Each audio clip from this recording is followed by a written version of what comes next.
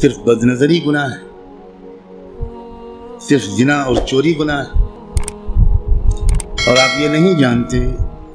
کہ قرآن کو نہ سمجھنے کی کوشش کرنا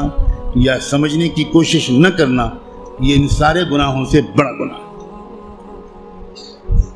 آپ انجینئر ہیں، بڑے خوش ہیں کہ میں انجینئر ہوں، آپ ڈاکٹر بن گئے، بڑے خوش ہیں کہ میں ڈاکٹر ہوں، آپ تاجر بن گئے اور آپ خوش ہیں کہ میں تاجر ہوں،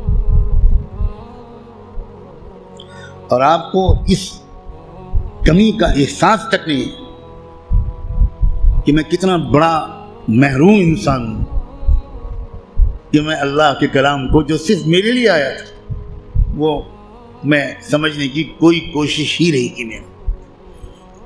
مسلمانوں کی اکثریت، غالب اکثریت، وہ جو 5 وقت کی نماز پڑھتے ہیں وہ بھی، جو روزہ رکھتے ہیں وہ بھی، جو اپنے کو دیندار سمجھتے ہیں وہ بھی، جو کچھ